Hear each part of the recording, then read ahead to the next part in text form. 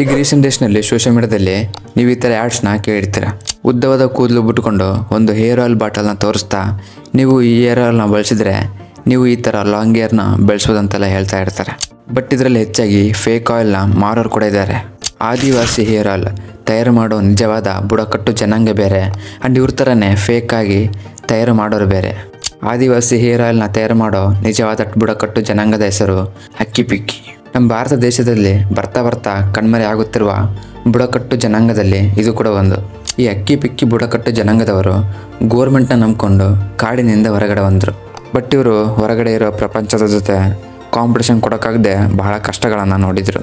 But ಇವರು ಆ ಕಷ್ಟಗಳಿಗೆ ಹಿಂದೆ ಜರಿಲಾರದೆ ಕಾಡಿನಿಂದ ಹೊರಗಡೆ ಬಂದರು. ಅದೇ ಕಾಡನ್ನ ನಂಬಿಕೊಂಡು ಜೀವನ ಮಾಡೋಕ್ಕೆ ಶುರು ಮಾಡಿದರು.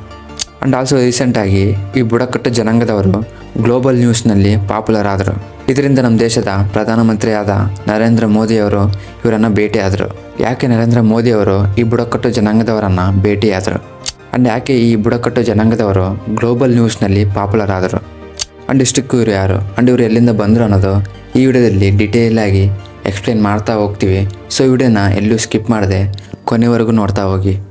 ಆ್ಯಂಡ್ ಟಾಪಿಕ್ನಲ್ಲಿ ಹೋಗೋಕ್ಕೆ ಮುಂಚೆ ಒಂದು ರಿಕ್ವೆಸ್ಟ್, ಸ್ವಲ್ಪ ಹೊಸಬ್ರು ಚಾನಲ್ಗೆ ಸಬ್ಸ್ಕ್ರೈಬ್ ಮಾಡಿಕೊಂಡು ವೀಡಿಯೋಸ್ನ ನೋಡಿ ಆ್ಯಂಡ್ ಮರ್ಯಾದೆ ನೋಟಿಫಿಕೇಷನ್ ಬೆಲ್ನ ಆನಲ್ಲಿ ಇಟ್ಕೊಳ್ರಿ.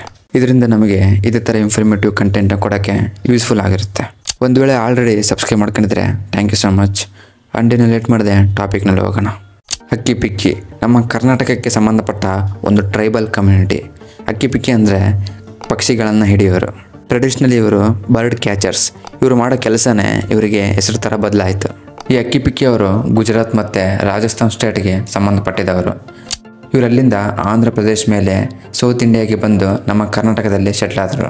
1960ರಲ್ಲಿ ನಮ್ಮ ಕರ್ನಾಟಕದ ಗೌರ್ಮೆಂಟ್ ರಿಹ್ಯಾಬಿಲೇಷನ್ಗೋಸ್ಕರ ಈ ಅಕ್ಕಿ ಪಿಕ್ಕಿ ಟ್ರೈಬ್ನ ನಮ್ಮ ಕರ್ನಾಟಕದ ಅರಣ್ಯದಿಂದ ದಾವಣಗೆರೆ, ಮೈಸೂರು, ಕೋಲಾರ, ಹಾಸನ ಆ್ಯಂಡ್ ಶಿವಮೊಗ್ಗ ಅಂತ ಜಿಲ್ಲೆಗಳಿಗೆ ಕರ್ಕೊಂಬಂದರು. ಗೋರ್ಮೆಂಟ್ ಏನವರನ್ನು ಅರಣ್ಯದಿಂದ ಸಿಟೀಸ್ಗೆ ಕರ್ಕೊಂಬಂದರು. ಬಟ್ ಇವರಿಗೆ ಒಂದು ಸರಿಯಾದ ಪುನರ್ವಸತಿ ಕೊಡೋಕ್ಕಾಗಲಿಲ್ಲ. ಮೊದಲಿಂದನೂ ಈ ಬುಡಕಟ್ಟು ಜನಾಂಗದವರು ಕಾಡಿನಲ್ಲಿ ಬೇಟೆಯಾಡ್ತಾ ಜೀವನ ಸಾಗಿಸ್ತಿರೋರು ಕಾಡಿನಿಂದ ಹೊರಗಡೆ ಬಂದಮೇಲೆ ಇವರಿಗೆ ಜೀವನ ಮಾಡೋಕ್ಕೆ ಒಂದು ಬೇಸ್ ಇಲ್ಲೇ ಹೋಯಿತು. ಆ್ಯಂಡ್ ಆಮೇಲೆ ಇವರು ಹೆಂಗೋ ಒಂದು ಜೀವನ ಮಾಡೋಕ್ಕೋಸ್ಕರ ಇವರಿಗೆ ಅನುಭವ ಇರುವ ಕೆಲವು ಗಿಡದ ಮೂಲಿಕೆಗಳು ಆ್ಯಂಡ್ ಸಸ್ಯಗಳಿಂದ Ayurvedic products, hair oil, massage oil ಅವುಗಳನ್ನು ತಯಾರು ಮಾಡಿ ಮಾರಾಟ ಮಾಡೋಕ್ಕೆ ಶುರು ಮಾಡಿದರು. ಕಾಲ ಕಳೆದಂಗೆಲ್ಲ ಇವರು ತಯಾರು ಮಾಡೋ ಈ ಹೇರ್ ಆಯಿಲ್ಗೆ ಬಹಳ ಡಿಮ್ಯಾಂಡ್ ಬಂತು. ಕಾರಣ ಇವರು ತಯಾರು ಮಾಡೋ ವಿಧಾನ.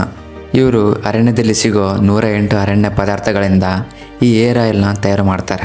ಈ ಹೇರ್ ಆಯಿಲ್ಸ್ನಲ್ಲಿ ಯಾವುದೇ ಥರ ಕೆಮಿಕಲ್ಸ್ ಆ್ಯಡ್ ಮಾಡೋಂಗಿಲ್ಲ. ಪ್ಲಸ್ ಇದರಿಂದ ಯಾವುದೇ ಥರ ಸೈಡ್ ಎಫೆಕ್ಟ್ಸ್ ಬರೋಂಗಿಲ್ಲ.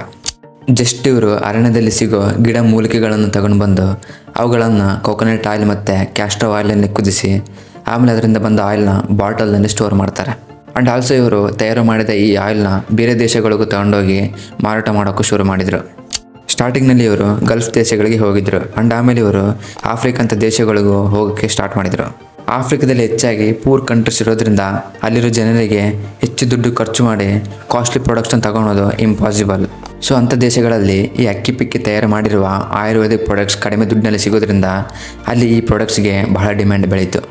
ಸೊ ಇದರಿಂದ ಈ ಬುಡಕಟ್ಟು ಜನಾಂಗದವರು ಈ ಆಫ್ರಿಕಾ ದೇಶಗಳಿಗೆ ಟೂರಿಸ್ಟರು ಹೋಗಿ ಅಲ್ಲಿ ಇವರು ತಯಾರು ಮಾಡಿರುವ ಆಯಿಲ್ಸ್ನ ಮಾರಾಟ ಮಾಡ್ತಾಯಿದ್ರು. ಈ ಅಕ್ಕಿ ಪಿಕ್ಕಿ ಅವರು ಯಾವಾಗಲೂ ಲೋನ್ ತಗೊಂಡು ಇಲ್ಲ ಗೋರ್ಮೆಂಟಿಗೆ ಕೊಟ್ಟ ಸ್ಥಳದ ಮೇಲೆ ದುಡ್ಡನ್ನ ತಗೊಂಡು ಈ ದುಡ್ಡಿನಿಂದ ಬೇರೆ ದೇಶಗಳಿಗೆ ಹೋಗಿ ಈ ಆಯಿಲ್ಸ್ನ ಮಾರ್ತಾ ಇರ್ತಾರೆ. ಆ್ಯಂಡ್ ಇದೇ ಥರನೇ ಲಾಸ್ಟ್ ಇಯರ್ ಈ ಅಕ್ಕಿ ಪಿಕ್ಕಿ ಅವರು ಈ ಆಯಿಲ್ಸ್ನ ಮಾರೋಕ್ಕೆ ಸ್ವೀಡನ್ಗೆ ಹೋದರು.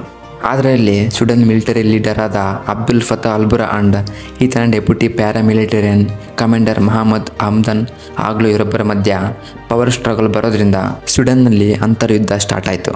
ಆ್ಯಂಡ್ ಅಲ್ಲಿ ಒಂದು ವಾರೇ ಸ್ಟಾರ್ಟ್ ಆಯಿತು. ಆ್ಯಂಡ್ ಅಲ್ಲಿ ವೈಲೆನ್ಸ್ ಜಾಸ್ತಿ ಇರೋದ್ರಿಂದ ಅಲ್ಲಿ ಅಕ್ಕಿ ಪಿಕ್ಕಿ ಬುಡಕಟ್ಟು ಜನಾಂಗದವರು ಸ್ಟ್ರಕ್ ಆಗಿಬಿಟ್ರು.